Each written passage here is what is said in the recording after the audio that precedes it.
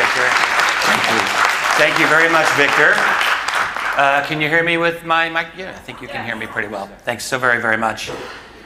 It's always a pleasure to be at this event, and I've personally enjoyed seeing a lot of new and old faces, a lot of folks that I've known for a long time, great researchers, and old friends I've had for a long time. I don't want to say old friends, and a lot of very new people. This type of event is always great. For those of you who may be new to the going to conferences based on the UFO subject, you may not have known what to expect going in, but now you know. You find a lot of other people who are just like you, and you can talk to them and not feel like you're a pariah. So I think I need to be very careful with this little cord here. So, so this is a fairly new lecture that I've been developing. If you're familiar with anything that I've done in the past, and you'll kind of get the idea that I'm not really like I don't do breaking news stories in the UFO field, not too much. I'll talk about contemporary events, but I'm a historian, and so I like to look at the long view. And what I do in lectures, and in my books, for that matter, or articles even, is I like to explore. That's really what I do.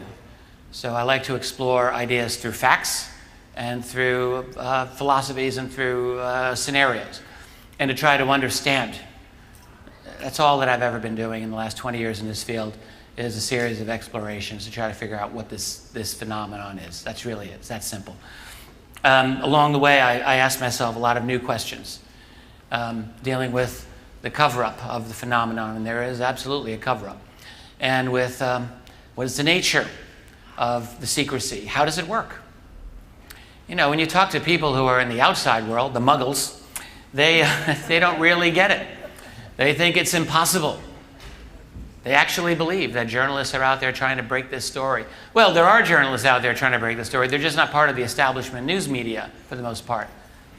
And so it's hard for a lot of people out there to understand just how crazy this system is. And I'll just give you a quick little example of what I mean before I get into the theme of the cost of secrecy. You know, many, many years ago when I first researched UFOs, I've said this a number of times, but I really believed that I could do this for 2 or 3 months at the most and then get out and satisfy all of my questions. Like I thought, all I want to do, I don't want to get into any weird stuff. I just want to research, is there a UFO reality? I actually thought this. Like, no abductions, God forbid. Crop circles, are you kidding me? Animal mutilations. I don't want to go. I really told myself I did not want to go there. I only wanted to know this one little thing. Was there ever a UFO reality that was acknowledged by the United States government, military intelligence community? And if so, as people had claimed, then where is it in our official history? Why was it never in any academic history book that I ever read? So I started out with some very conservative assumptions about this subject, you know, and I very quickly realized, there is a reality. The government, if you want to call it that, the military absolutely took this seriously. And then what I realized is that opened up an entire, it ripped down my old paradigm of what I believed was true. Back then, it was a little easier for me. I was just young enough, I was in my 30s, that you could say maybe my worldview hadn't completely, totally, forever solidified. Because I feel that this often happens to people. You know, you get to a certain age and you more or less stop wanting to reinvent your worldview. Unless you're experienced in ripping open that worldview, and then you keep doing it for the rest of your life. That's actually what I do, and I think what many of you do now. But so all I wanted to say is that this phenomenon has forced me, and I know it's forced most of you out there, to rethink certain really fundamental things that you grew up thinking were just not to be questioned. And that's what it is like for the large number of people who are not involved in this area of study. And that goes for people who call themselves researchers in the so-called alternative community, because most of them run away in terror at this subject as well. And it's unfortunate because they would have a lot to learn. In fact, they really are only ever going to go so far without understanding this phenomenon. In fact, when I talk about the $21 trillion that have apparently gone missing from the United States Pentagon over the last 2 decades, you'll see, like, they can only go so far. And then you have to confront the reality of this phenomenon that we call UFOs. And it's always amazed me when I encounter researchers who are willing to distrust the government on every single thing except UFOs. Like, what is it? Like, this blind spot is a severe blind spot. You know, they'll question U.S. motives going into all the nations that it destroys. Okay, good, you should do that. They'll question U.S. motives relating to some, MK Ultra. People will, now they'll go down that road. They'll talk about MK Ultra because it's confirmed, mind control. And a lot of other things, and some will go into 9/11 a little bit. They'll research that. But UFOs, no, they run away. They run away because they themselves have allowed themselves to be manipulated by the CIA and U.S. intelligence propaganda machine. And I'll just remind you, if you don't already know, that the phrase conspiracy theorist itself was a creation of the CIA. That's the truth, from 1967. And they created that phrase, just so you know, as a way of derailing and disabling an alternative theory about the assassination of John F. Kennedy. Because in 1967, there were people who thought, you know, the official conclusion that you're coming down to doesn't quite make sense. There's problems with it. And the CIA was aware of this.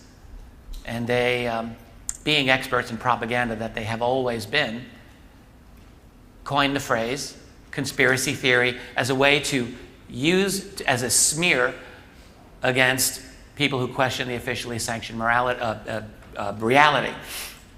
And it's been used ever since.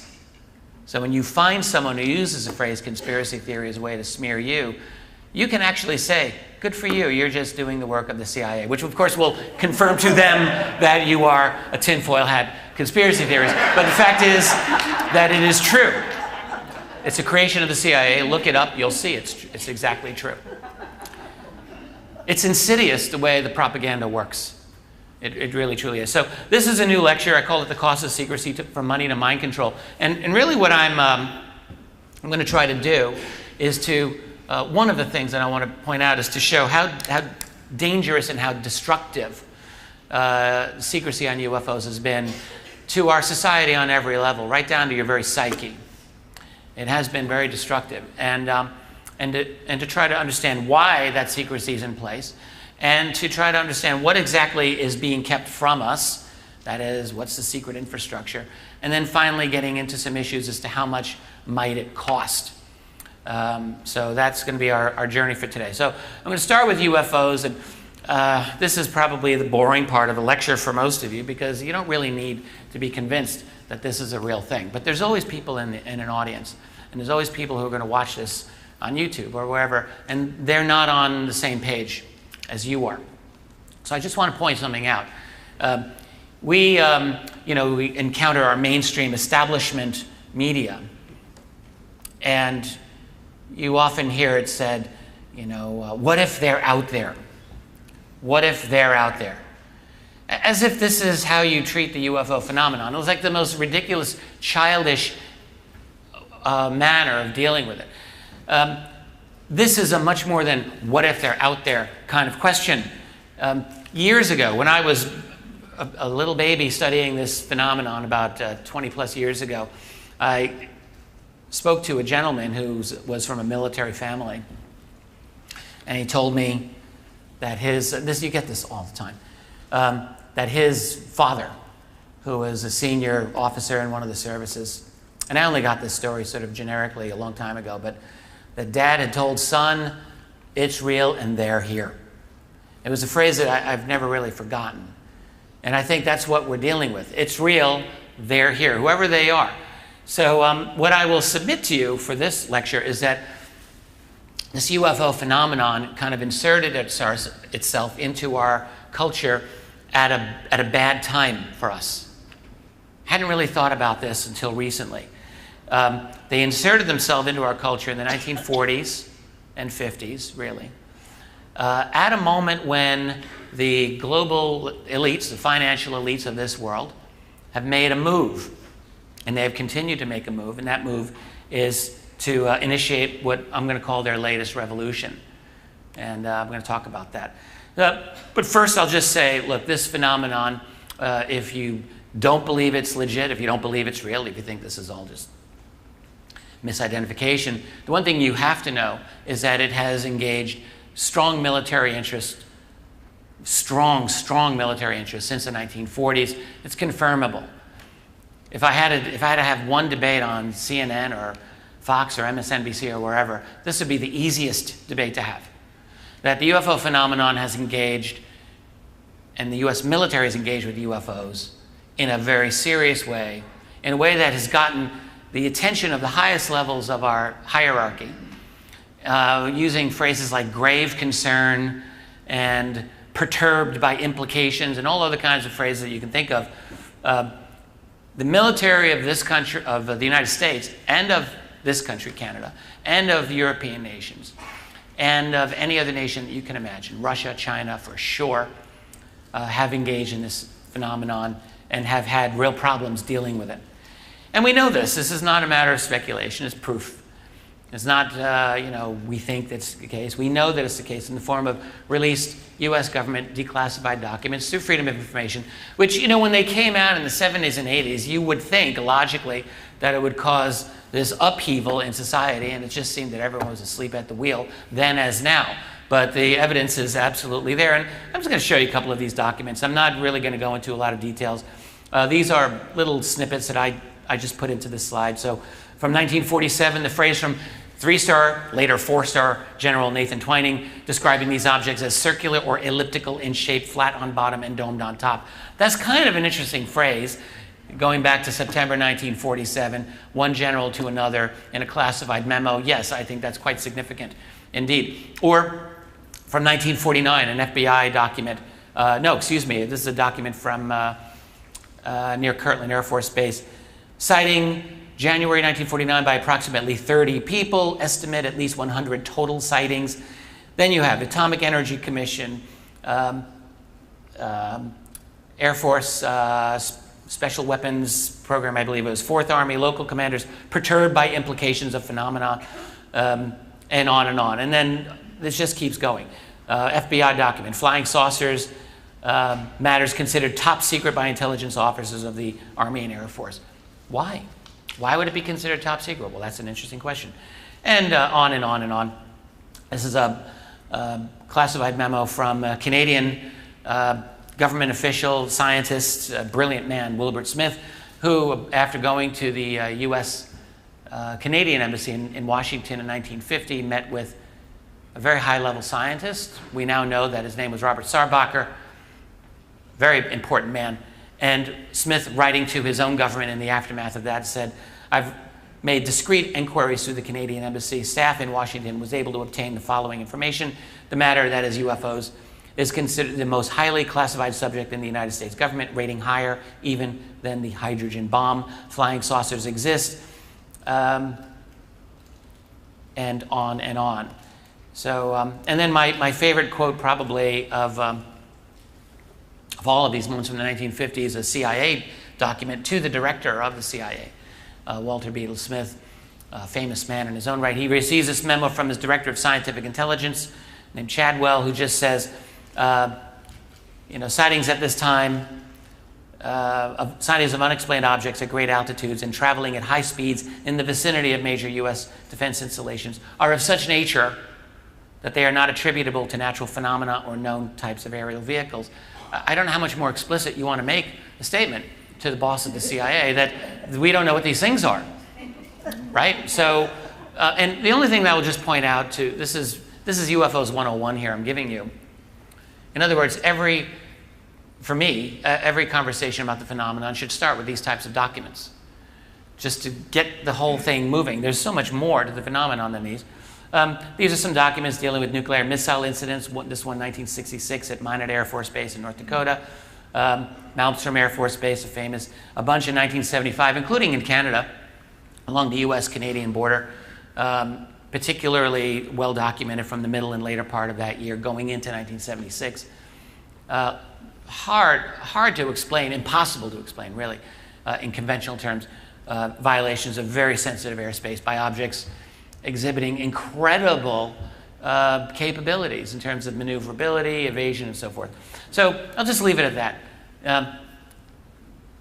The reality is that someone is here with technology that's not supposed to exist, but it does exist. That's a simple thing. I come back to this every lecture, and it almost sounds like I'm a broken record, but I just feel like it's important to reiterate this point again and again. It is a phenomenon denied by the responsible authorities in our society, whether in Canada or the United States or anywhere else, and that's a problem. Some people say, well, why do we need governments to give us disclosure? We know the truth. Okay, that's the case, but it does matter. It will always matter. If you care that your government is responsible to you, which you should care, because governments increasingly in this world are moving away from that as a paradigm. They are, and they're becoming more opaque everywhere. And we cannot let that happen. So there's a disclosure of the reality of this phenomenon by official government sources remains very, very important. Not so that we know the truth. That's actually secondary. The main reason is so that they are responsible to us. That's the number one reason. Because I don't know about you. Yes, that's worth applauding. I'm not interested in a disclosure from what in all intents and purposes is a fascist government. I don't want that. That's not the kind of disclosure I'm interested in. But anyway, so that's the reality. It's this great discrepancy. And it involves radically advanced technology. And it's radically advanced technology that's of an incalculable, possibly, value. Let's just say immense value. This is an expensive cover-up. Sometimes people think, well, why does it matter? It doesn't affect my life. It does affect your life. Because money is siphoned out of your society to pay for this. It's like there's a big hole in our global financial system, and the window's open, and the money is just flying out, paying for this. And it's really not evident that we are getting much of a benefit from it. So yes, it does matter, and it does affect your society. This reality must represent an advanced infrastructure. I don't know the details of what their infrastructure is, but it's advanced, has to be. Any object that can zigzag, any object that can stop on a dime, that can take off instantly, that has triangles that are larger than multiple football fields. All right, there's a lot of energy and infrastructure going into that, and it should matter to all of us. So, and all of it is kept secret from us, at least officially. There's folks like us who are investigating this and trying to peer into it, and I think many people are doing a great job with it, but officially speaking, there's this veil, there's this curtain, and it's still considered, a matter of ridicule to go down that road. Even, I would say, after the revelations in the New York Times last December about the ATIP program, I'll get into that, but I would still argue that, by and large, to go down the path of where I'm going to go today is really not done in the establishment corporate media. So that's part of the reality. The other part of the reality is crash retrievals. Many of you remember Dr. Edgar Mitchell. That's us back in 2004. I had much darker hair and rounder glasses. It's forgotten often. Everyone who's studied this subject knows that Edgar Mitchell was a friend of UFO research, and he absolutely was. But it's sometimes forgotten that for a good solid 10 years, from the late 90s till about 2007, 2008, he made multiple public statements explicitly about how he was told of crash retrievals and the possession of alien bodies and technology at the deep, deep levels of the U.S. national security apparatus. For a man who was on Apollo 14 to make such a statement, the sixth man on the moon, at least by the, if you believe they went, which I do believe they went, and but I think there were black programs as well that, who knows how extensive those are, but Edgar Mitchell was a very amazing man, a brilliant man and a good man. He made these statements for a good solid decade, and then he started, I think, backing away from some of them and just talking a little more generically about this But he told me explicitly, back at that time when I met him in '04, the first time, that he had 2 ultra-elite sources who confirmed to him the existence of this program to study alien bodies and technology. And he said this publicly, and no one in the mainstream corporate media was really willing to explore that at all. Another individual I've spoken to on a number of occasions said to me, just offhandedly almost, that the security on this program is quite expensive, more expensive than the scientific research and development by a magnitude of 7 or 8 times. That didn't give me an idea of how expensive it was, but I got the idea it was quite expensive. As far as crash retrievals, there's this man, Leonard Stringfield, who really opened it up. I mean, Stanton Friedman being the other really significant early person to open up crash retrievals, particularly the Roswell case. But Leonard Stringfield, and I never had the pleasure to meet him, unfortunately, was really the one person who I think more than anyone else was instrumental. And he got dozens and then scores of firsthand accounts of people who either were directly involved in crash retrievals of UFOs or different types of scenarios, like the widow of someone who might have guarded 9 alien bodies at Wright-Patterson Air Force Base in the 1960s. That was one of his stories. And then the husband died, and he told his wife, and she told Stringfield. Stories like that. Some were indirect, some were direct. All of them were interesting. They all pointed in the same direction. This is back in the 70s and 80s, when getting into crash retrievals was a very, very new thing for UFO research. And again, I don't think it's necessary for me to go into all of these details. They are fascinating. If you've got your camera, you can take a picture. But I've discussed this many times, and so have lots of other folks. You know, any one of these stories by themselves is not proof, okay, that this is a reality, this crash retrieval. But the thing is that Stringfield was a very careful man and collected quite a large number of these stories. And he's only one researcher. There's so many of these others now. They keep coming out. These are not make-believe. These are real people. You've got the testimony of someone like James Goodall, who I had the pleasure to meet on one occasion. James Goodall is not really so much a UFO researcher. He's an aerospace aviation researcher, and particularly in the 80s and 90s was going full guns researching down at Groom Lake in Area 51 and everything related to it. Developed a lot of very good contacts at that time, and talked quite explicitly about at least 8 black programs that he knew, that is ultra-secret programs flying out of Groom Lake, not counting the B-2 stealth bomber, which everyone knew about, one of which was a silent flying triangle. So even in the 1980s, when Goodall was getting these stories, we're getting evidence of our own infrastructure to try to replicate or to create its own version of flying saucer technology. Again, it doesn't count as proof per se, but it's interesting, and you have a very responsible journalist digging into this, and this is back in the 80s, using unconventional technologies, as he put it. You know, he had one contact who basically said, look, what we have out there is better than Star Trek, Star Wars, or anything you can see in the movies. Every time Goodall would ask these people to expand on what they had just said, and they would always say, nope, that's all I'm going to give you. But these were very, very compelling accounts.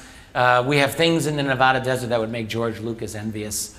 Back in the mid-'80s, they were saying this. Better than Star Trek in the mid-1980s. That's more than 3 decades ago. There's the story of the alien reproduction vehicle. Many of you know this story pretty well. Some of you may not.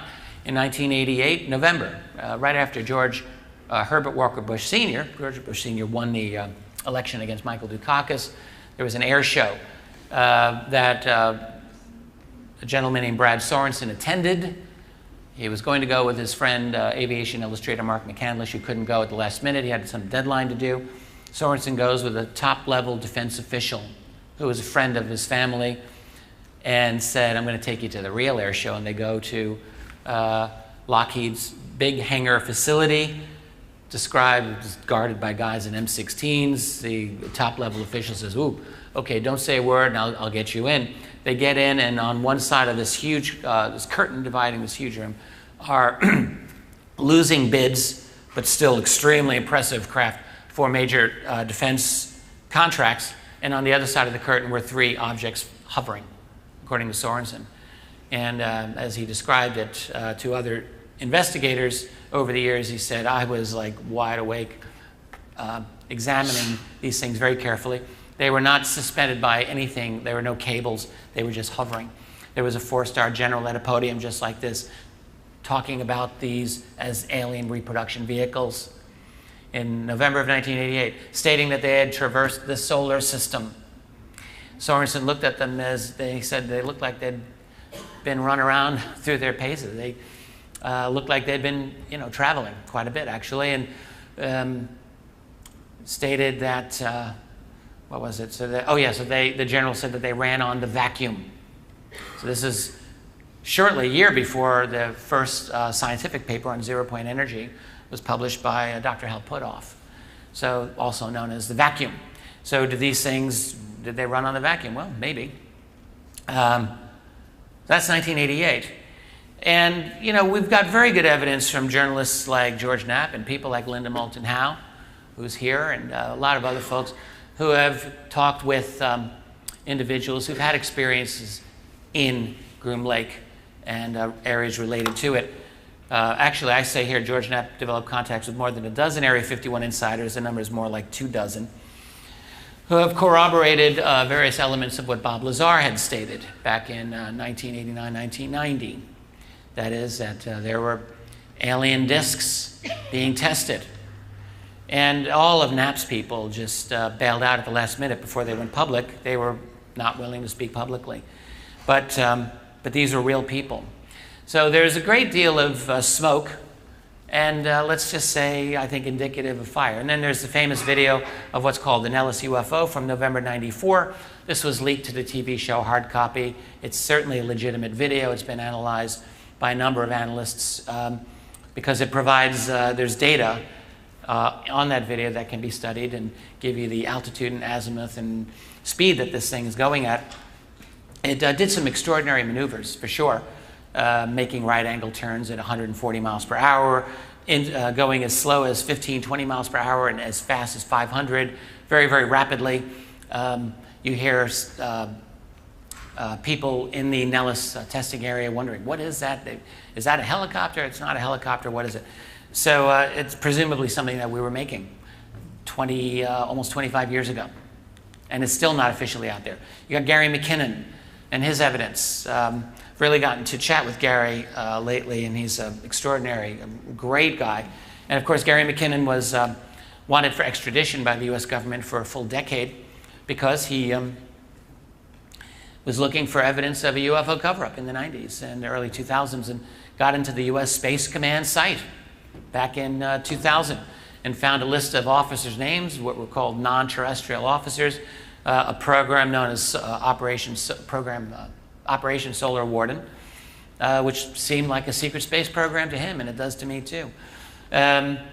He was arrested in '02 and lived in danger of extradition for the longest time. The U.S. really tried to destroy his life, and Gary was able to get out of that. The British government, finally, the UK government, began to come to his defense a number of years ago. Oh yes, I included this little statement. This is a quote from Ronald Reagan's diary from the mid-'80s. And some of you know about this. He just writes, lunch with 5 top space scientists. It was fascinating. I learned that our shuttle capacity is such that we could orbit 300 people. Well, we've never officially orbited 300 people, President Reagan. So where did that capacity go? It's just worth looking into. A lady that I corresponded with for a little while is what I would consider a real expert in military drone technology. And I say this because she lives in the state of Arkansas in the U.S. near a base, military base.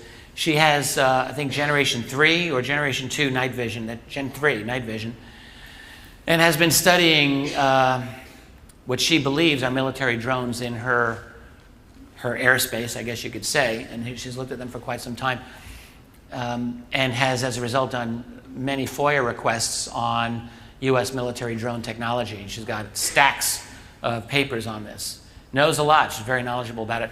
Her opinion, incidentally, is that yes, there is a genuine non-human UFO phenomenon, but her sense is that the large number of what people think are UFOs are simply advanced drone technology. That's her opinion.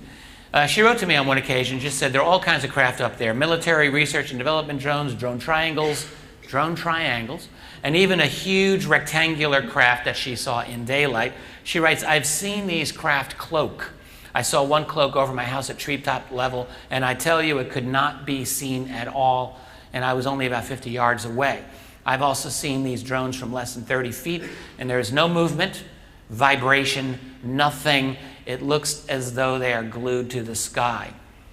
So, so what does this all look like? It seems to me that just based on this bare bones preliminary information that I'm giving you here, there's a UFO reality. There's a major effort to conceal that reality. There's a major effort to replicate that UFO technology. And I'm going to now suggest to, or I will suggest, to go off-world in some capacity. So let's keep moving on here. All of this costs money, and it cannot openly come from your tax dollars because it's too much. And also, if it openly comes from tax dollars, there goes the secrecy. So by definition, the UFO cover-up has to create an end run around formal legal procedures that are in place that free societies and transparent societies are supposed to have, so that you can actually have accountability, financial accountability. So it requires a black budget. That is, money that's black, you can't see it, right? That's a black budget. And it requires corruption of the system. The UFO cover-up has to function on a corrupt system. It can't function any other way. So the question is, if it's not all going to function on your tax dollars, which again, it's too much, even within a black budget, I'm going to suggest, how do you get the money? Well, that's a question for creative accountants. This is why my friend, my colleague, Catherine Austin Fitz, I'm very, very fortunate to be able to talk with her anytime. She's the financial whiz, not me, but she talks a great deal about securities fraud in the U.S. financial system, narcotics trafficking, which is sanctioned by the CIA and other intelligence agencies. Of course, anyone who's looked into this, this is openly known. So there's a lot of money in those various industries that are all off the books. They're unaccountable, unvouchered funds, and it makes it very, very nice to have access to those if you want to pay for really expensive programs and you don't want to have to explain it to Congress. So I'm going to switch gears a little bit now. I said earlier that the UFO phenomenon inserted itself into our culture at a bad time. It's kind of true, kind of not true. I mean, there's a very overwhelming likelihood, frankly, that whoever they are, they've been here a long, long, long time. But when I say inserted ourselves into our culture, I mean in an open way that we're aware of. That I think that timing is bad. So I created this little graphic here. So look at two paths converging. There's the path of human civilization, and then there's this reality, and it converges to say where we're going. So the UFO phenomenon has amplified. It hasn't created per se, but it has amplified our black budget world, the weaponizing of technologies. It has absolutely demanded the concealing of breakthroughs, and I've talked about this so many times. Essentially, if you've got a classified system in place that's responsible for doing the science of this technology, at some point they're going to make a variety of scientific and technological breakthroughs. And some of those breakthroughs can be segued into money-making opportunities to society, absolutely. And some will not be because they're just too important. They're too revolutionary, whether it's energy breakthroughs or propulsion breakthroughs, I think are two good ones that have been held back for a long time. Now, they probably can't be held back forever, but they've been held back for a long time as it is, creating what I've often called a breakaway civilization and a secret space program. So that's what the UFO reality has done. And it has created a large infrastructure, a secret infrastructure that is off limits to us. It's off the grid. That's not just off-world. I think it's a subterranean infrastructure as well, underground, with very, very involved underground bases and tunnel systems and the like. So this is a graphic I created a little while ago, and I like this, so I want to just keep it for a little while. I feel like we live in a variety of mental worlds. So the center is the brightest. That's the one where all attention is being directed for you to look at. It's what I call mass reality. It's the Super Bowl. It's Katy Perry. It's sporting events and reality TV shows, and your kind of dumbed down mainstream news, particularly in the U.S. It's pretty bad. So it's all the things that people are just telling you, look at this, look at this, look at this, look at your popular culture. Listen to the awful music that we throw at you, and really the ridiculous, insultingly bad cultures that are just shoved at us through corporations. That's mass reality.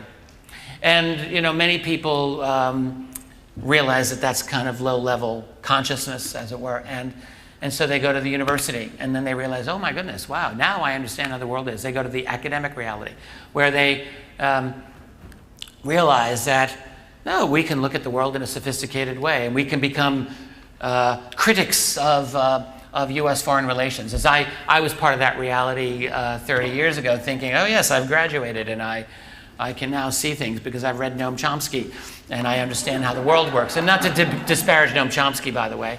I read many of his books years ago, but that's kind of the limit of where alternative academic reality will go.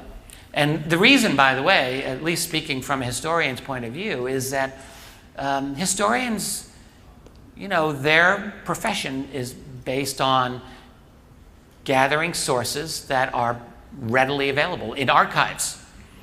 And that's what makes historians so valuable. Like they don't make things up. They don't give you unverified claims. What makes a historian valuable to us is that they do the hard work of going through archives and documenting the information that they present to you about whatever subject it is. That's an incredibly valuable thing. The liability is that there's this, there's one thing that's off limits to them, and that's classified documents, because it's off limits to everyone. And what I found in my life in that world was that there's this tendency.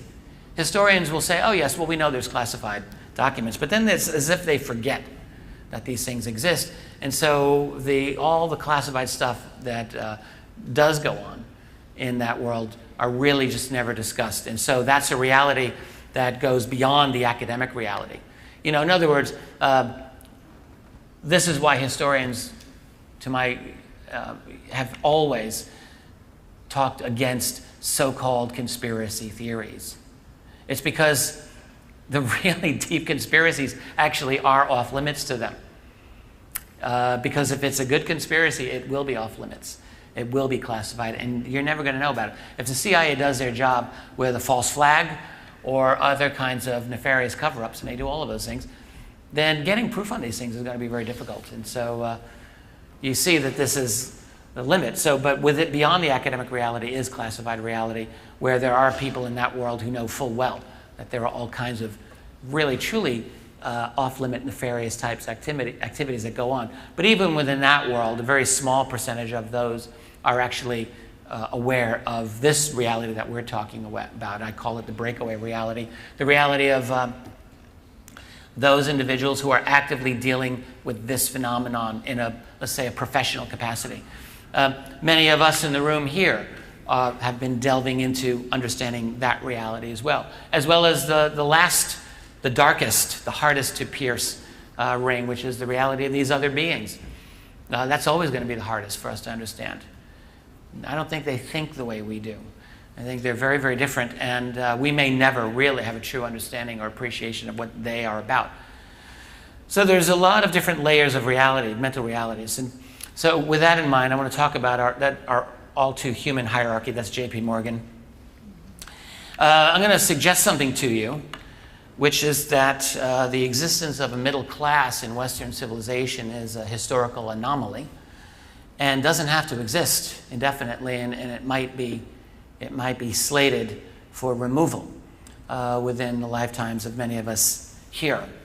The fact is that those people at the top of our human hierarchy have always wanted to live like gods, always. They've always thought of themselves like that. This is the truth. Whether you're talking about medieval kings or Chinese emperors or any other place, any other type of Egyptian pharaohs, the people at the top of our hierarchy have always seen themselves as way, way above the unwashed, ignorant rabble that they have ruled over. It's always been that way. It's never been different. But the thing is, for about a 200-year period, a little bit more than that, I would say, from the middle of the 18th century, the beginning of the real Industrial Revolution, right, till, we'll say, the later part of the 20th century, and we can argue about what the cutoff is for that, those elites recognized something, which was that it was in their interest, as well as the little people's interest, to have a thriving middle class. Because what they realized is that middle class, that industrial class, created a tremendous amount of wealth for them and made their lives better by orders of magnitude. And so it was absolutely in their interest to promote, to a certain extent, the creation of a kind of more egalitarian society where you would allow greater freedom of action for a larger number of people. Whereas in the past, those same people would not have been permitted to, and were not permitted, the kind of economic leeway that we now saw in the 18th, 19th, and 20th century. So it was a really unusual period. And I think people during that period of time had a different interpretation of it. They said, well, this is the normal progress of human civilization. You know, the ever greater expansion of freedom. And this is the normal progress. But I'm going to submit to you that that actually may not really be the case. That this middle class, this unbelievable creation of wealth by all of these different people who were allowed to have what is true freedom of enterprise, the freedom to create their own destiny, to create better products, to invent new products.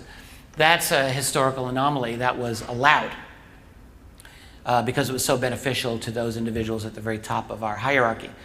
And my suggestion is that it may very well be their decision that they're no longer going to need those of us who have been part of that middle class and that creation of wealth, that intellectual ferment that came about as a result of so many people being allowed to be geniuses in their field and creating all these new things. Why are we no longer going to be necessary, possibly? Well, part of it is just the way that our technology is now moving. You know, there's Moore's law, the doubling of capacity of leading-edge computers every 18 to 24 months. That has held for over 50 years. It's still going. The development of strong artificial intelligence, you know, a future not long from now in which your computer very likely will be able to tell you that it's a conscious sentient being. And you may very well be likely to accept those claims, even if you know at some level its consciousness is not the same as yours. It's going to seem like it, except it'll seem a lot more intelligent than any of us. Then there's quantum computing and molecular computing. I should include that up on here. These are new types of quantum computing we've all heard of, I think, that are revolutionary forms of computational capabilities. And then there's nanotech and robotics and next generation 3D printing and organic 3D printing, for goodness sake. And there's CRISPR technology, that is gene editing, brain mapping. You start thinking about how these sciences are going to be interacting with each other. I think it's an impossibility for us to foresee all of the different ways that they're going to be able to enhance each other. But I think you can get the idea that it's going to be in ways that are very, very significant indeed. And on top of that, implants for greater abilities. These things are already coming online now. Population profiling, think Minority Report, that's already happening. Everyone knows this now. So, you know, your Google searches are being tracked.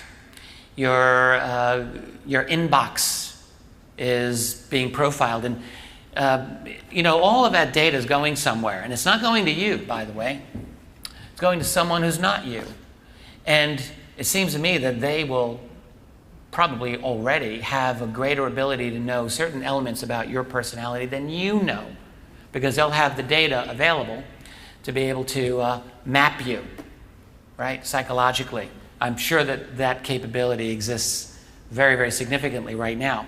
On top of things like facial and voice recognition, there's really nowhere to run anymore. So if you think that you're going to just go under the radar from Big Brother, it's not happening anymore. Like any phone call you make, the capability, if not now, then right around the corner, to have your voice imprint recognized digitally, it already exists. So the only question is, how widespread is the capability to track you?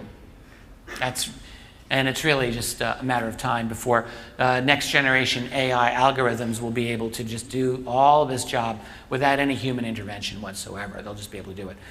Total 24/7, 365 comprehensive surveillance for the rest of all time, including mind-reading technology, so your mind won't be secure either. There are all kinds of news articles discussing this already. The latest ones that I read still require, your brain to be hooked up with electrodes, and there are algorithms, because they're already able to map the brain sufficiently, so they can know like what parts of your brains light up, and when they know that, they can get better and better estimates of what you're actually thinking. And that's only the beginning. So at some point, we have to assume they're going to be able to do this without hooking your brain up electronically, and they'll just be able to do it remotely. Think about all those airport scanners. There's the program going on right now, and this has been outed already, to study human DNA of experiencers.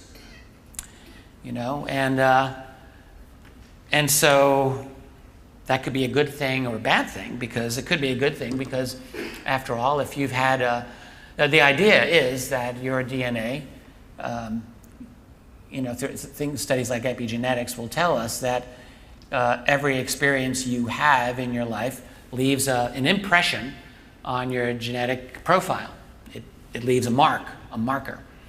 And so the idea is, if you've had an experience with the UFO phenomenon or non-human beings, that this would leave a marker on you.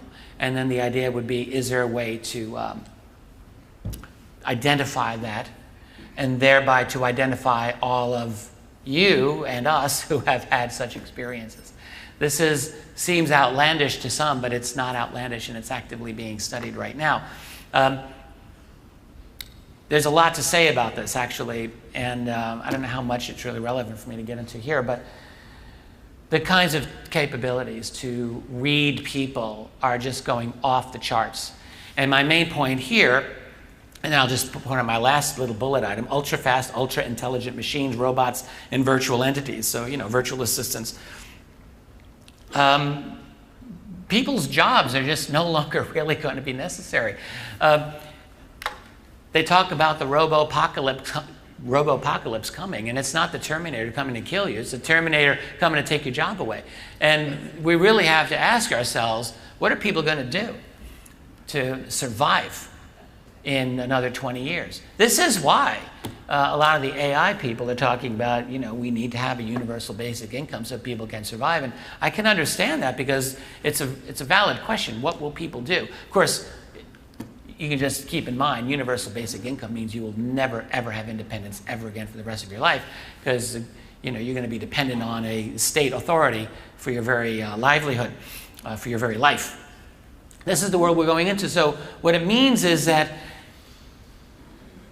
all of the physical and intellectual labor that for the last 200 plus years that has gone into creating a world of unbelievable wealth, which is the world that we are living in, compared with the world of 2 centuries ago. I mean, there's no comparison. All right, all of that intellectual fertility and creativity and drive that was done by human beings, we have to ask ourselves, is that really going to be necessary from the point of view of those elites who want to live like gods? And I think the answer is no. They don't need people like that anymore. They don't need it. They're already believing that they can become immortal. Like right now, they believe this. And you get, you know, establishment news articles that come out every so often talking about immortality is around the corner. You know, manipulate those telomeres and prevent aging from happening. And well, that's great if you're someone who can afford it, because I can guarantee you that type of technology and the gene editing and, you know, having better and smarter kids with better immune systems, stronger physically, stronger intellectually, you pay up. So it's not going to be available for everyone. I seriously doubt that. And so what it means is that we're moving toward a biologically based caste system. That's what I would assume that that's what we're moving toward. And if that's the case, I think we can also assume that next generation AI, next generation artificial intelligences and computing technology will take a huge load of intellectual energy off of what was previously done by people. And so it will no longer be necessary to have a thriving middle class. That's my guess. I think that's what we're moving toward. So, you know, the real goal for those elites has always been genetic superiority, unimaginable luxury, and immortality. And that's what they're going to be moving toward. And I think there's no obstacles in their way at this point. It's all moving. So our world, and I know I'm here in Canada, which is the most polite nation on earth. I live right across the lake. I'm in upstate New York in Rochester. I love Canada. I married a Canadian lady who's here. And there's Tracy. So I'm an honorary hoser, and I'm totally into it. I love it. Love it. But so for me to say what I'm about to say in Canada, though, is jarring, because Canada is not the kind of society that we like to think of as having a four-class system. And it's not as obvious and open in Canada as elsewhere, so I will certainly acknowledge that. But nonetheless, in our world, we've got undeniably a four-class system. It's worldwide. And it's very, very simple. All you have to do is look at the distribution of wealth in any society, and Canada's is really no different fundamentally from that of the United States or most of Europe or Asia for that matter. There's always differences in degree. But you've got the owner class at the very top. That is those people who have the, you know, vastly, vastly greatest amount of money at their disposal. And really, it's always a shocking statistic. And then just below them are people who have a lot of money, a great deal of money, and a great stake in the system, but they are clearly working for those people at the top, and I call them the managers. They make sure everything... It's like if you have a room with a total amount of money of $100, 100 people. So if it were a utopian communist society, everyone would have $1. You know, hopefully sing songs and really feel good about things. I doubt it. I don't think that would work very well, but that would be the total egalitarian society. But in our little room here, one person owns close to 50 of those dollars. One guy owns 50 of the available dollars, about half all the wealth. And then the next person owns another 10 or 11 of those dollars. That's actually the breakdown of wealth in our society, and that's the owner and manager class. And they have to keep what I call the worker bees in line. Those are the people who actually do the work and keep society going. They have, George Carlin put it best, you know, in one of his later monologues. He says they're smart enough to do the paperwork and operate the machinery to keep it going, but they're stupid enough to keep paying attention to the system and doing what they're told. It's really true. The education system's designed to keep those worker bees in motion and have them keep the society going. And then at the bottom, and in my country, this is a growing number for sure, are the expendables. People who have really no skills, no work skills that's going to keep them employed for any extended period of time. Reading and writing skills are limited. Knowledge of things in general is very limited. And that's worldwide. So that's our society. And what we're going to see is a diminution of those worker bees increasingly. That's what I think is happening. You know, what's going to happen when Google Drive, not Google Drive, what is it? Google transportation systems start to replace the largest bit of employment for most men, and that's driving jobs. What are these guys? They're not all university educated. You know, they drive. This is their job. And increasingly, those jobs are just going away. You know, for over 20 years, I worked, in addition to doing books on UFOs, I worked privately to write professional resumes for job seekers. I worked with thousands of people. Really got to know what they did for their living. And most people, they've got a very, very simple goal. They've got a job, they want to keep their job. And I dealt with a lot of job seekers who their jobs were just outsourced to other nations. And it's a really hard thing. It's a crisis for many people to see them lose the job that they've had for 30 years and not know what to do when they're 55 years old. And, but you're going to see this increasingly and exponentially faster and faster as we lurch into the future. So what we're really seeing is it's a new system of royalty that is developing on this planet, and in all but name. They're never going to call it that way. And it involves a breakaway, not just civilization, but a breakaway financial structure that is where these individuals are really not bound by rule of law with their financial wheelings and dealings. What we're definitely seeing is the end of nations increasingly. This is absolutely a critical goal. And if you're one of those people at the very top, it makes sense. You want to have that. You don't want to, if you own a transnational corporation, you need everything to move along very smoothly across nations, and you don't want active borders. You want things to move easily for you.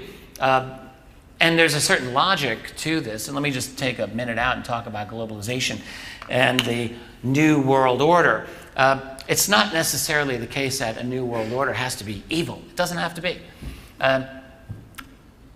You know, a lot of people forget that the idea of this originated after the bloodshed, mayhem, meat grinder, horrific nature of World War I, which destroyed an entire generation of European men. They were just, that's why they call them the lost generation. And it was such a traumatic thing that out of that, many individuals said, war, we just can't have war anymore. It's absolutely immoral. We must not have it. We have to have rule of law internationally. And we need to get rid of this primitive nationalism that's causing nations to create enemies out of each other. And so it's an easy concept to understand and to support. The issue is not is globalization a good or a bad thing, because I suspect it's an inevitability based on our technological path. But the question is, how is it going to look? And by that, what I mean is it going to look like something that approaches rule by the people or not?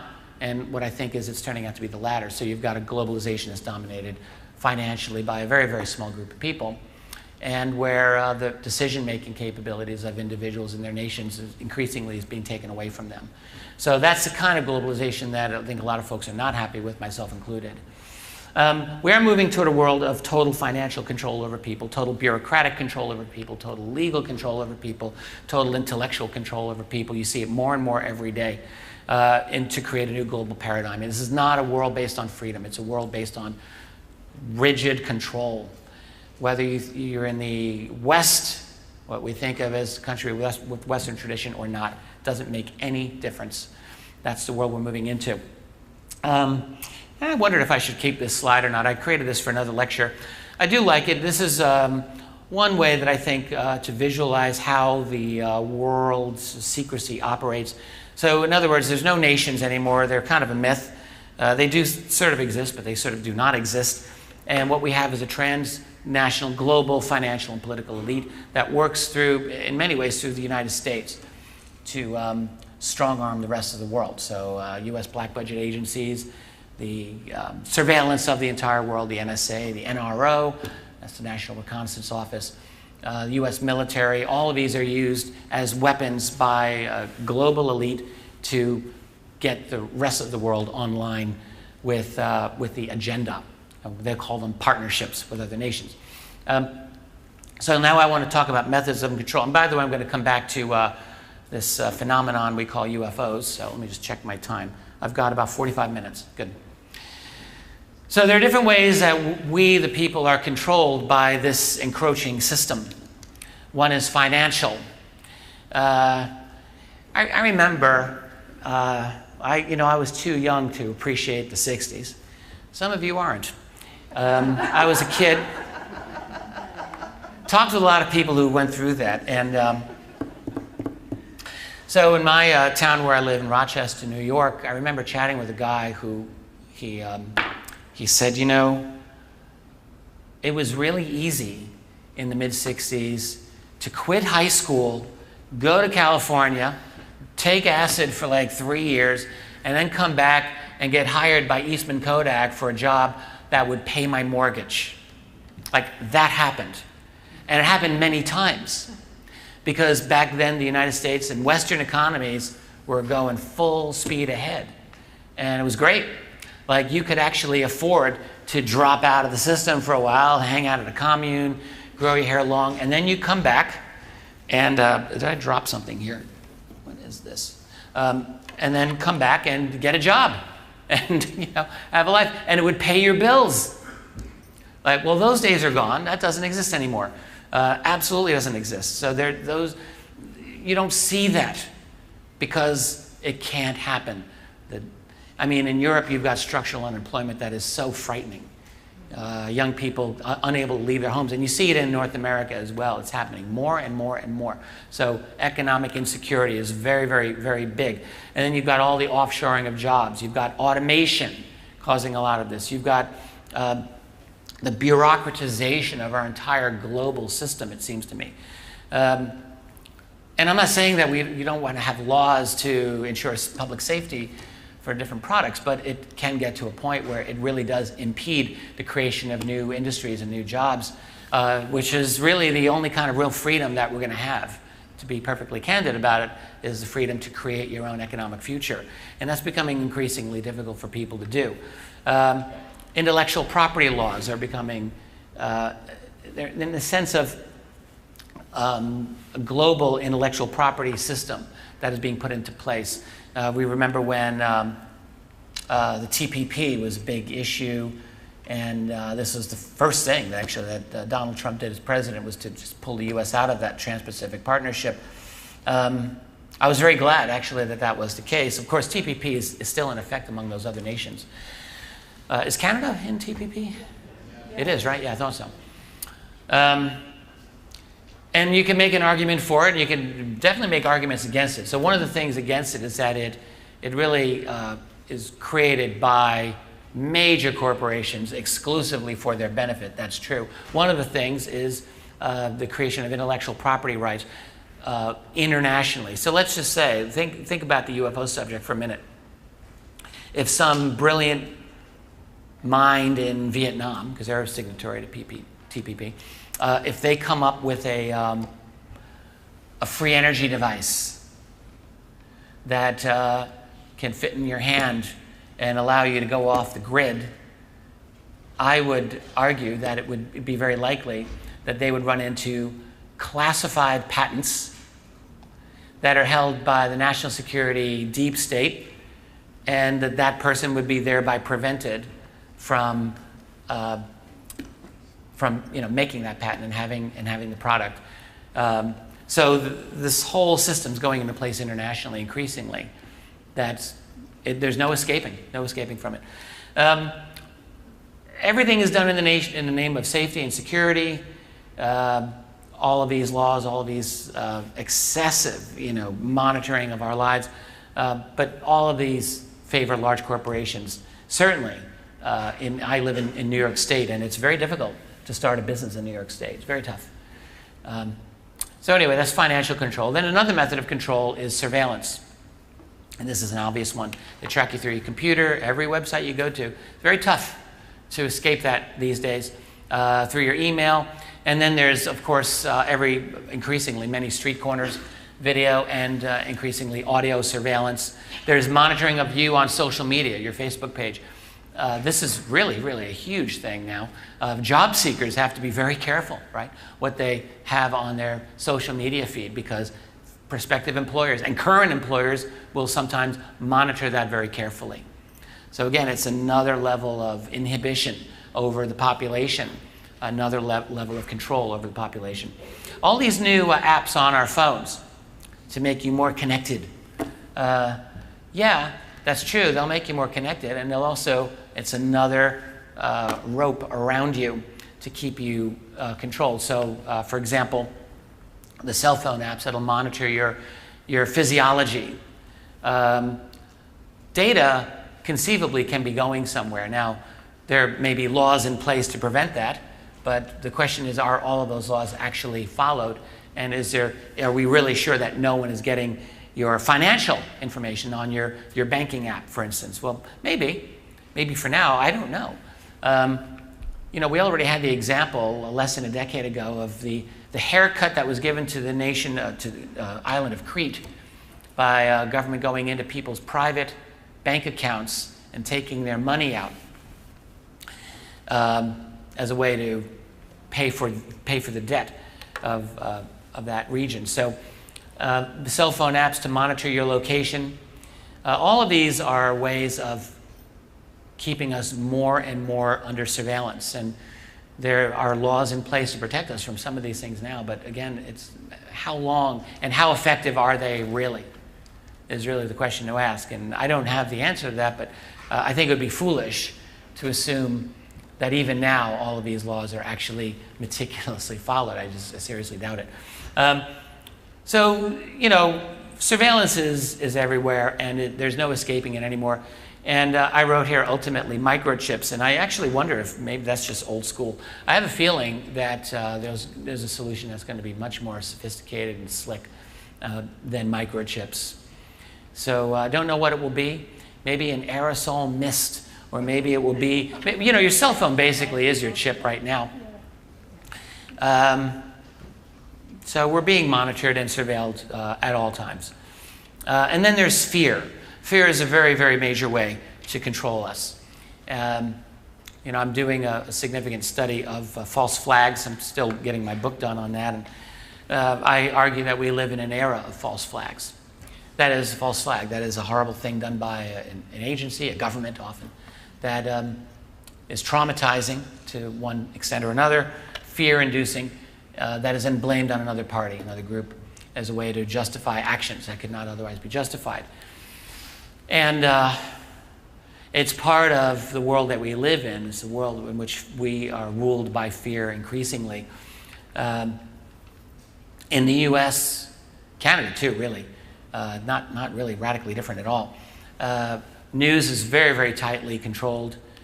It's the fact of creating reality by omission, I think, is the most significant way to do it. So things just are left out, and other things are inserted in. And there's always some demon that you got to worry about. A decade ago it was Saddam Hussein. Hell, 20 years ago it was Saddam Hussein. Then 10 years ago it was Saddam Hussein again. And then it was Muammar Gaddafi. And now it's Putin. And who's it going to be next? Well, it'll be whoever's the guy who stands in the way of the hegemony of a very, very small financial elite. That's the next enemy that you're supposed to be afraid of. The whole point is to create insecurity among us and dependency. There was a program done in Europe during the Cold War known as Operation Gladio. It's a series of false flags done by CIA-connected, NATO intelligence-connected individuals who would blow up train stations, kill lots of people, and blame it on communists or blame it on terrorists.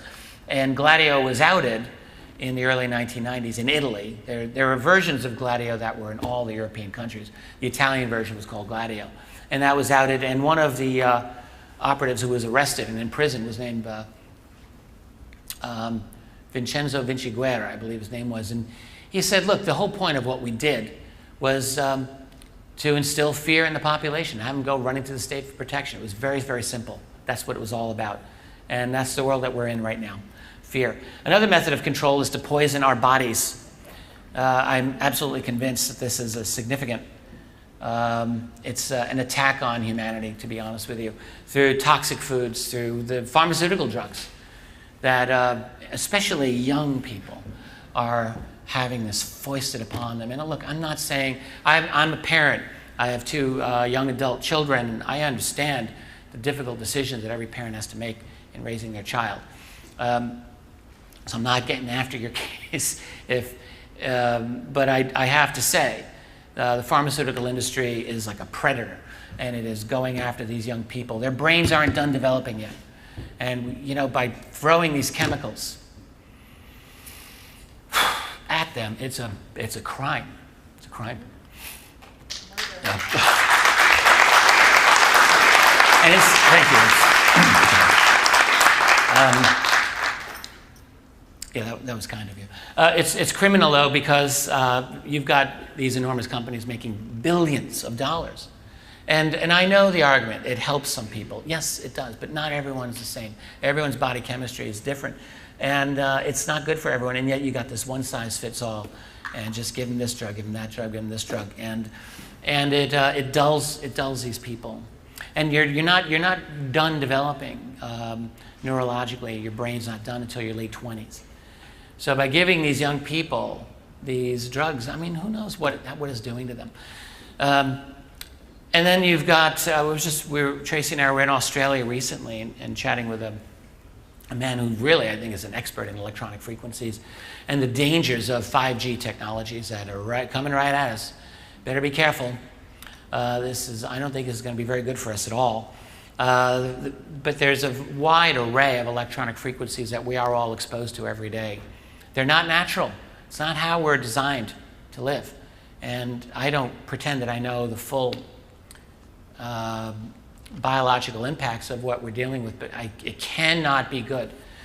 And then the illegal drugs. You got the legal drugs and you got the illegal drugs. And I know I mentioned Catherine Austin Fitz a little earlier in this talk. I remember, I'll never forget a conversation I had with her almost 15 years ago about drugs, about illegal drugs. It was shortly after I became aware of her work. And I remember I get into these little rants all the time, and I was ranting with her on the phone. I said, they should just legalize all the drugs. Damn it, I'm tired of criminalizing everything. She said, well, that's great. You'll just see a banking failure across the globe if that happens. And I said, okay, well, why? She said, well, it's very simple. You know, the narcotics industry is so huge, and these banks are making massive amounts of money off of illegally laundering the money. Someone, you know, if you've got $100 million that you need laundered, because you can't just take your, you know, you saw Breaking Bad, right? He's got those fat stacks of cash. You have to find a way to launder the money.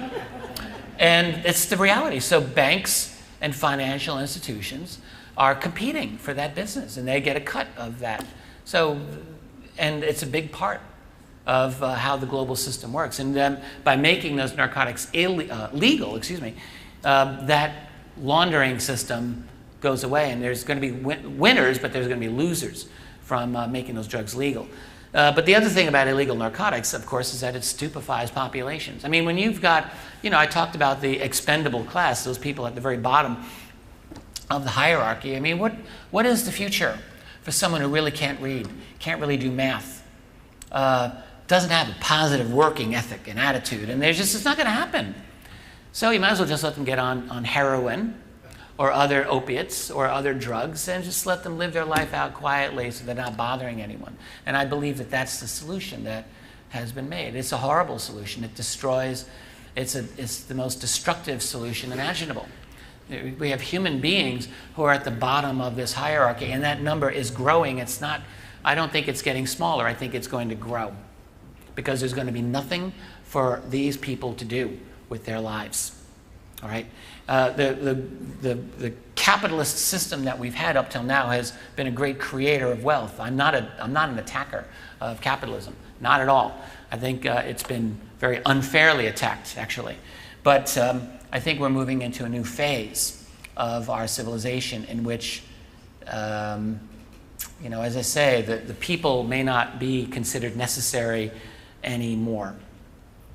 So all the chemicals that we're ingesting, all of these things are poisoning our bodies. And the fact is, it's really going to be tough for us to be intellectually on our game and with the energy necessary to confront this system if our bodies are unhealthy. And that's just the reality, and that's what's happening to so many of us. Another method of control is to, let's say, erase our identities.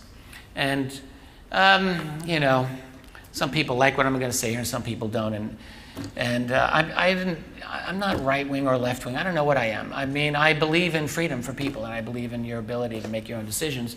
So whatever that makes me. But I do think that there's a great danger that has been spreading for quite some time, more than 10 years, really 20 plus years, what we might call political correctness movement and identity politics movement, and more broadly, a very widespread attack on classical Western civilization. I think it's very dangerous. It's a very dangerous road to go down. It's not that Europeans didn't commit crimes when they came to the New World. Of course they did. Crimes are committed by every nation on this planet, and the Europeans were no different. And some of the crimes they committed were awful. But Western civilization also bequeathed us an ideology of freedom.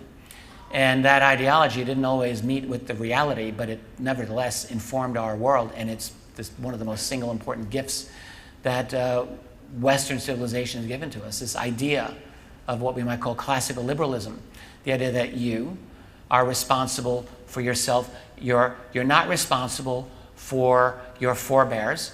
You're not responsible for your father or your mother. You're not responsible for your people, however they are defined. You are responsible for yourself. And it's a very, very important concept, and it's really being eroded. And the reason I think it's important to discuss in this context is that in a society where global civilization is consciously being remade, see, it has to be remade to create a much more docile public. It's the whole point.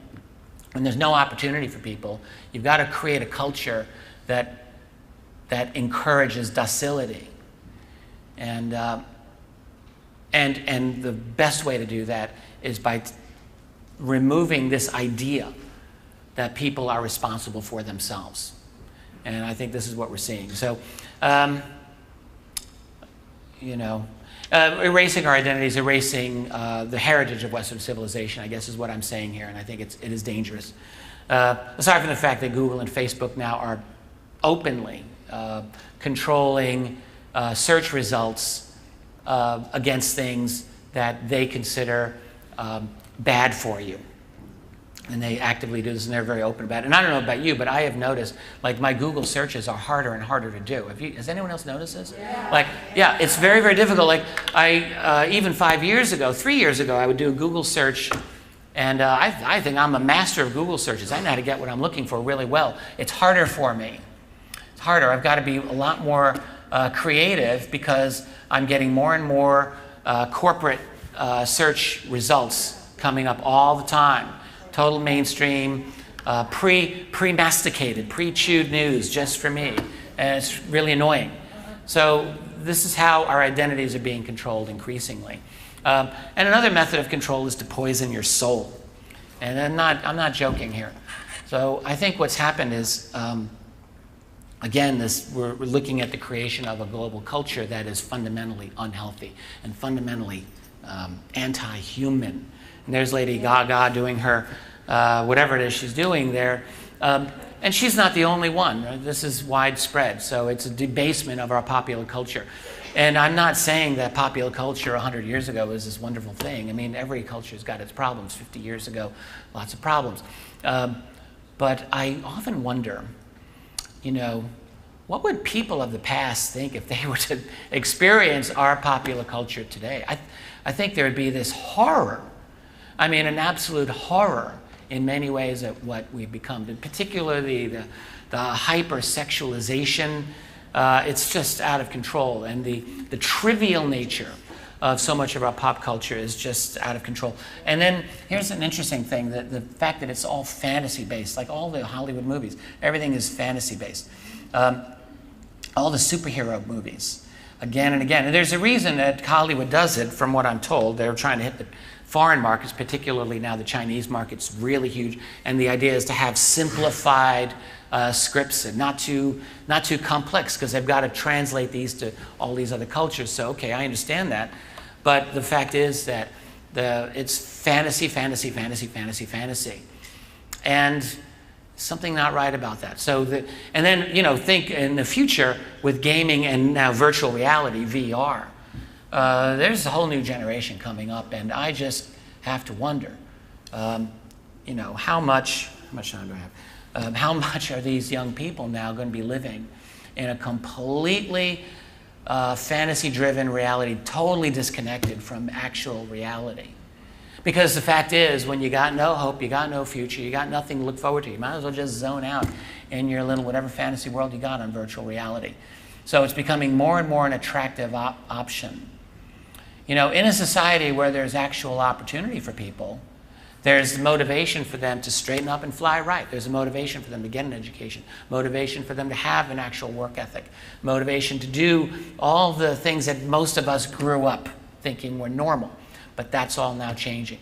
So we're seeing, slowly but surely, the imposition of a completely different type of culture. And it is a debased culture that I personally am convinced is designed to remove us from our higher selves. So, and actually I basically just said everything here. Transform culture and society to create a docile and confused population. I didn't mention that before, but yes, confused. I mean, think about how impossible it really is to understand the world by following establishment news. And I'm not even just your TV news, that's bad enough, but even like the New York Times or the Washington Post or, you know, any of the Canadian newspapers, I don't think it's really possible. I think it's actually impossible using those sources alone to formulate a coherent vision of what is going on in this world. It's not possible anymore. They don't provide that insight. So, and when you're confused, it's, well, you can't defend yourself and you can't defend your interests because you don't really understand what's going on in the world. So, and you're docile to boot. So, and then the weaponized people. As people still need to feel like they're fighting for something that's good, right? I mean, we all need to have self-respect. So people are weaponized by a kind of global media agenda now. It's really that simple. Against whatever the new enemy is, whether racists or sexists, Trump or Putin, take your pick. And it's not like those are good things. I mean, racists, we don't support racism. We don't support sexism. I understand that. I don't support them, and neither do you. But what I am saying is by whipping up a public agenda toward these types of iconic things to attack, when actually the real issues are being left far, far behind and ignored, then I have to ask myself, what's going on here? Desire for privacy is going away. Desire for economic freedom is just all that's being removed. Privacy, you have a whole new generation of young people now. What's the percentage of the population, I wonder, born after 9/11? I don't know. It's getting closer and closer to 50%. It's probably in more than a third of the US and Canadian populations are comprised of people born after 2001. Probably. It's getting close to 30%, if not past it. So there's a huge number of people now in our world that have grown up. They don't know the before times. All right? They don't know that there was a time when people actually truly believed that they had rights and they had freedoms. And I'm not saying this facetiously. I mean, for real. I think, so the new generation of people are growing up knowing that their lives are public. Everything's on Facebook. Everything's on Instagram. And they do it to themselves, like willingly, openly, because the culture's changed. It's like, who needs privacy? The culture is being changed. So I created this little vision, this graph. I think of us as creatures who have basic needs and we have higher needs. And the basic needs, you know, we need food and we need friends and love and sex and family and money and our career. We need those to have a fulfilled life. And then there's higher needs as well. And I have love on the higher needs as well. To me, love is both. It's basic and higher. But our higher needs would be learning and ideas and creativity and spirituality and understanding of the world we live in and love. These are our higher needs. And I feel, anyway, to be a fully integrated person, we need all of those things to be who we are. And the higher needs, that's the part of us that's what makes us really special, right? And it's what brings us above the base level. And what I will suggest to you is that our new culture that's being created is erasing, do I have a little marker here? It erases this, that's the higher needs, and it promotes this and, you know, blazons the basic needs again and again. I didn't make a very good job at that graphic, but you can get the idea of what I mean. The culture that we live in promotes the basic low-level needs and at the exclusion of higher needs. That is my opinion. And there's a reason for that. Now let me get back to money. So you may have heard the news article of the last couple of months, actually.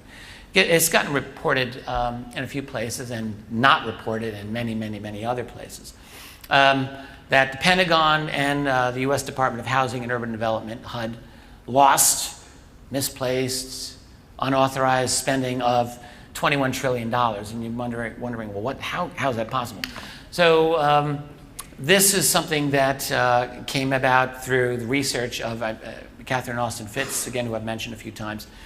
Catherine was not only Assistant Secretary of HUD back in the days of George Bush Sr., so she was number 2 at HUD, but she's a financial expert, really superb, and has been probably more than anyone else that I know the foremost expert on what we might call black budget economics.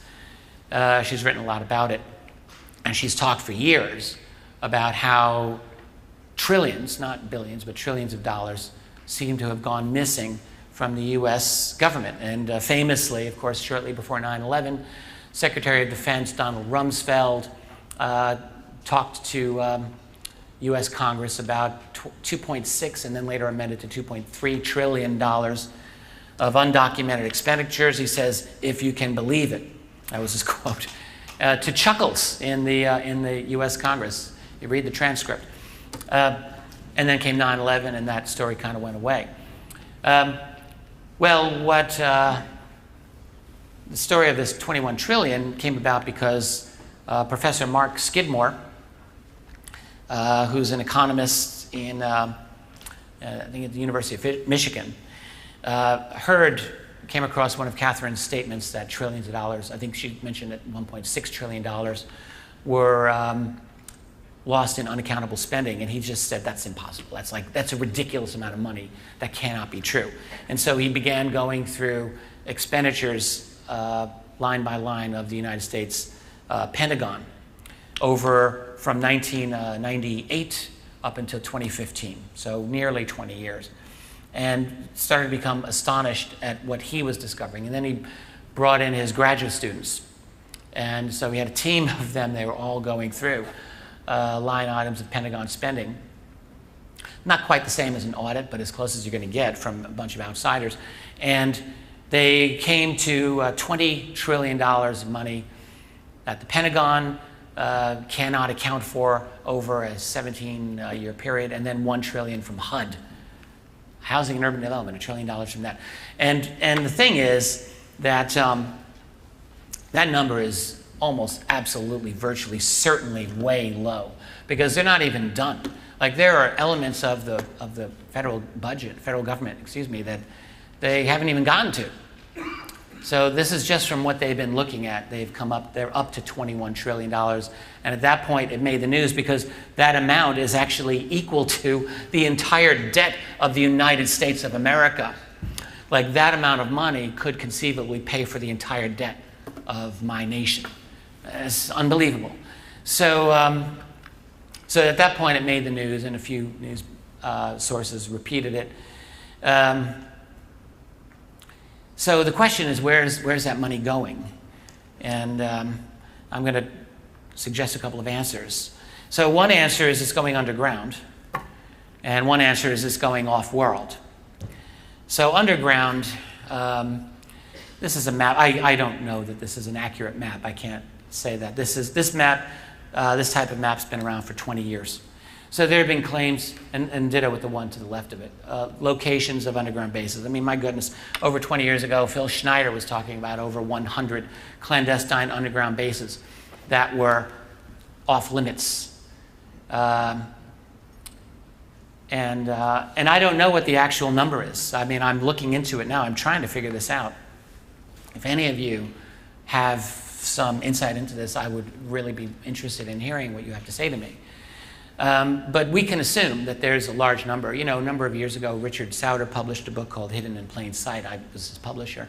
And he did a very good job there, in my opinion, of showing the plans to go deep underground, going way back to the 1960s and 50s, actually. The money is not really that considered impossible back then to do it. The technology, this is one such, I think that's called the Big Inch, if I'm not mistaken, to go deep, deep underground and just carve through these massive structures. It can be done. The capability has been there for a long time. The only question is how many of these exist. And that's where investigators are trying to figure out, like, how accurate is this claim and how accurate is that claim. But I think it's not outrageous to think that there's at least 100 fully functioning deep underground bases in the US alone. Canada, I'm sure, is loaded with them, and I'm sure they're throughout the rest of the world as well. And that would include, I mean, even if it seems astonishing to you, under the seabed. After all, we have tunnels connecting regions under seabeds. You've got the Channel Tunnel connecting Britain to France. We've got in New York City, we've got the Lincoln Tunnel and the Holland Tunnel. They go under the ground. In Japan, there's a series of tunnels that go for, I think, more than 20 miles under the ocean floor. So we know how to do it. The only question is, how extensive is it? I mean, it's an incredible thing to ask yourself, how do they get oxygen down there? But all this technology exists. It's existed for years and years. So underground, though, is expensive. I've been trying to do some investigation into this, and there's no question, like an above-ground facility versus a below-ground facility, there's no question of what is more expensive. Below ground, it's a factor of not less than 5 and probably a factor of 10 or more to properly build underground facility that you could otherwise build above ground. So it's a lot of money. I mean, you've got all these issues, not just excavation. You've got site analysis, geological surveys. You have to make sure that you're actually building in an area that's going to work for you. Then there's all of the special needs, not just air ventilation, but water drainage, water prevention, transportation under the ground. Is that? That's a noise. Okay, I don't know what that is.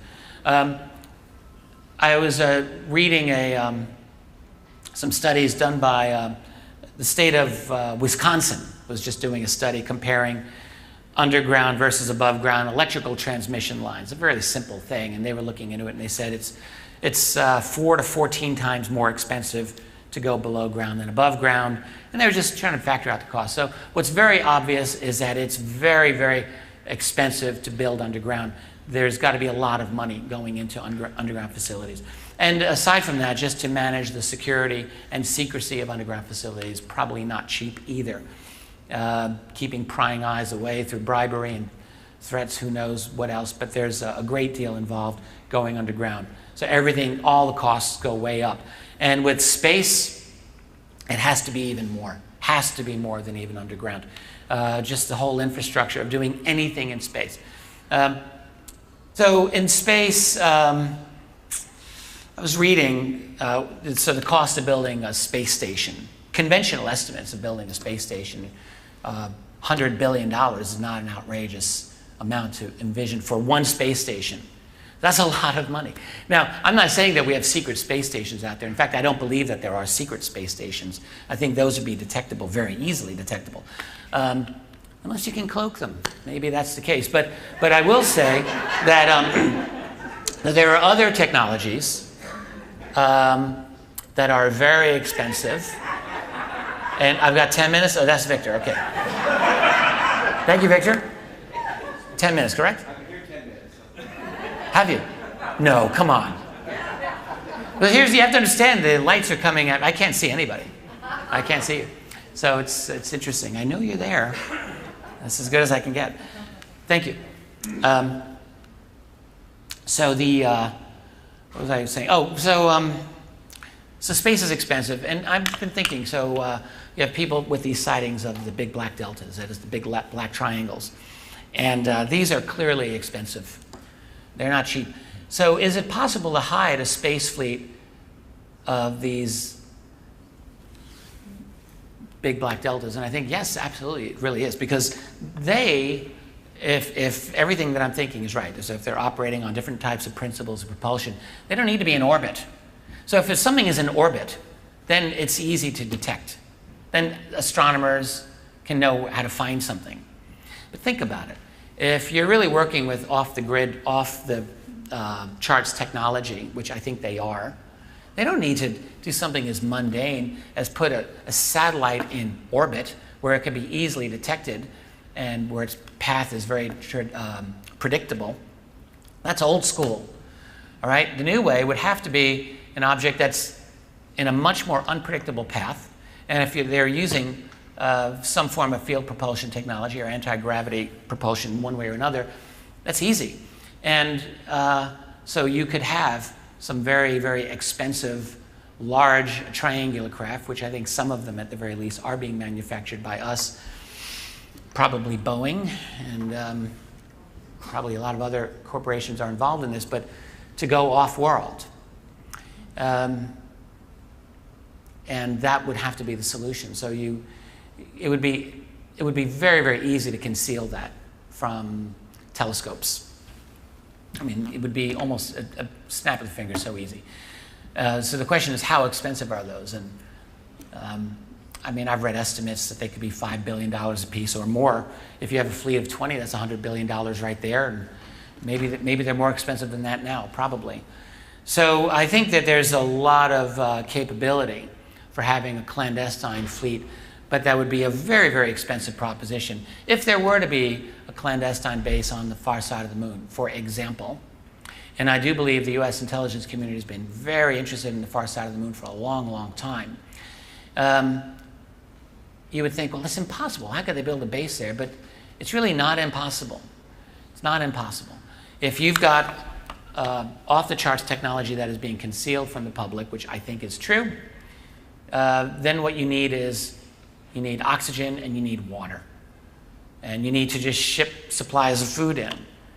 I mean, the food is no big deal if you've got the craft that can go back and forth pretty easily. After all, there are bases. Canada has a base in the northernmost part of the world called CFS Alert. It's in the middle of nowhere. They got 50 guys there year-round, and all their supplies are being flown in by aircraft because there's no stores up there. So you have to supply these bases with all their food and all their provisions if they're in a remote place. Antarctica, same thing.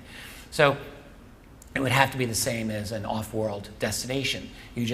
And if you've got the tech to do it, you bring them their food that way. Then the only other issues are oxygen.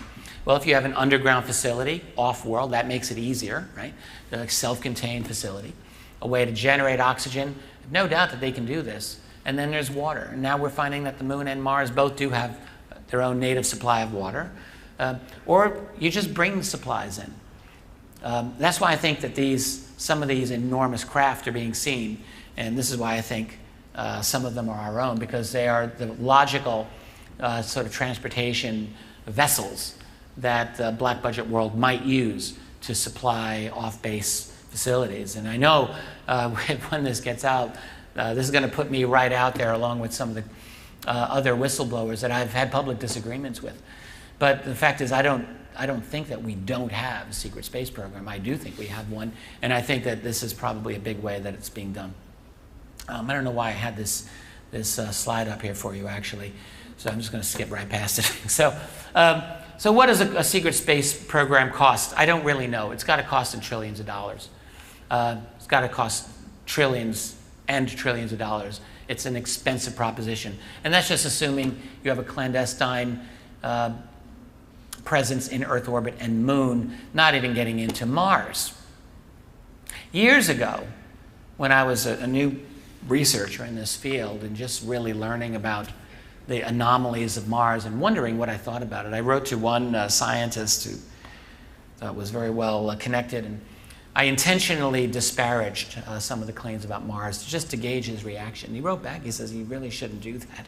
A lot of us are taking those anomalies very seriously indeed. And at that point, that was in 02, 03, a long time ago. So ever since then, I've been sitting up and paying attention to Mars, although I don't really know for sure what's going on there, but I would not be surprised in the least if we've got a clandestine presence there. if for no other reason than to look at the actual anomalies that are there. Of course, they would go there and investigate them. But also, if you wanted to have a defense station, I can't see you wanting to go much further out than Mars, because once you go out past the asteroid belt, you get out to Jupiter and beyond, those revolutions take a long, long time. And I could just imagine it would be militarily very difficult to defend Earth if you're stationed on an asteroid on the opposite end of the solar system. Like, you're really not going to be very useful necessarily. So Mars would be a little bit easier. It's closer. I'm just thinking, this is my own thought. I don't really know what the experts who are involved in this are actually concluding. So, oh yeah, and then let me just talk a little bit about Donald Trump's announcement of a Space Force. I think this has been an inevitability for a long time. You know, there have been calls since, Stephen Greer's press conference of 2001, where they talked about the need to de-weaponize space. I thought, well, that's a really nice idea. That's never going to happen. Like, seriously, that's total fantasy land. That's like going back 100 years ago to the First World War and saying, we need to stop weaponizing the air. Like, are you kidding me? This is inevitable. It's an inevitability. So space is going to be weaponized. You can like it or not, but it's an inevitability. It's like saying, you know, if the United States is never ever going just unilaterally to say we don't want to dominate the world anymore. Like, that's never going to happen. Like, so, and for them to dominate the world, they need to dominate space as their theater of operations. This is not a negotiable thing for the U.S. national security community. They must dominate space. That means they've got to have, the NRO's got to have their spy satellites up there and who knows what else. And they need them up there because none of those smart bombs are going to work if they don't have the targets exactly, you know, targeted by the satellites. And then the adversaries are going to try to take the satellites down, and you're going to have to defend them, and it's a war in space. Inevitability. So that, I thought it was just foolish, really. I don't want to be a Monday morning quarterback, but that was foolish, idealistic talk that was never going to go anywhere. There is actually a lot of pushback that you're seeing in the U.S. military against the Space Force, and that's simply because the Navy's got their own space operations, the Air Force has got their space operations, the Army has space operations. They're all out there, and none of them want to lose their control over that, to have an independent force that would be a unified command. So there's probably going to be resistance for a number of years, could be, against this, but I think I'm going to guess that it will go through and it will happen. I think geopolitically, in just terms of conventional politics, probably good timing for Trump to make this decision. After all, they're worried about the Chinese, they're worried about the Russians, they're worried about the Indians. Everyone's getting out into space, and the United States' attitude is we're going to dominate.